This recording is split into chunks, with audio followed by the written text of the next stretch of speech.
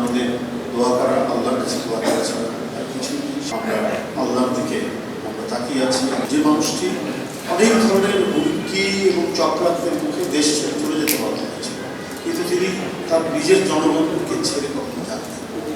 নিপীড়ন সহ্য করেছেন, নিপীড়িত হয়েছে, আপোষ করলে করতে পারতেন, সুখে থাকতে পারতেন বিদেশে গিয়ে। কারাগারে তাও কি সবচেয়ে পরিত্যক্ত কারাগার, সরকার যেটিকে পরিত্যক্ত ঘোষণা করেছে সেখানে রাখা হয়েছে। সেই কারাগারের মধ্যে থেকেও তিনি কোনো ধরনের আপোষ করেন।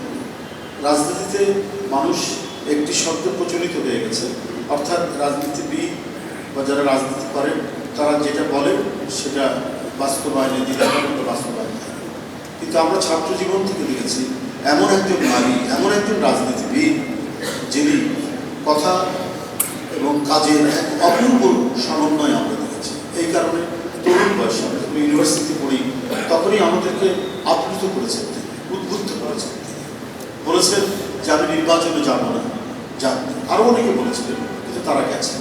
এই যে অঙ্গীকার এবং ওয়াদা, বিশেষ করে আমাদের ধর্মের এটা একটা বড় দিক আমরা দেখেছি। সেই দিকটি তিনি সবসময়ের জন্য অন্তরে ধারণ করতে এবং মানুষের কাছে এই কারণেই তিনি অত্যন্ত সমর্থিত, শ্রদ্ধেয় হয়ে গেছেন।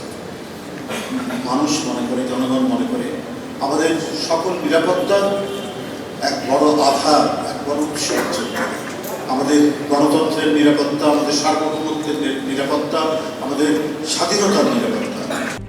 RICL TMX, যুগের পর যুগ স্থাপনা থাকে মজবুত। উনি ঘরে বসে থাকলেও মনে হতো যে এই মানুষটি স্বাধীনতা এবং সার্বভৌমত্বের প্রশ্নে অন্য কারোর সাথে আপোষ করবে না, এই ধরনের একজন রাজনীতিবিদ।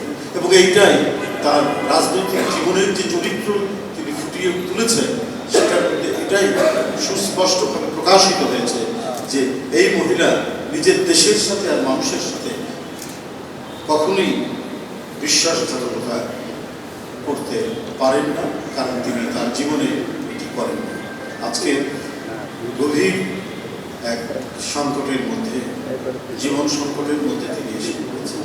নওশাদ যেটি বলেছেন, কখনো শুনছি ভালো, এই সুস্থ হয়ে উঠছেন, আবার শুনছি যে অবস্থা ভালো না। যাই হোক, আজকে সর্বশেষ যেটি শুনেছি যে এখন পর্যন্ত যতটুকু অগ্রগতি হয়েছে সেটা অপরিবর্তিত আছে, সেটা অপরিবর্তিত আছে।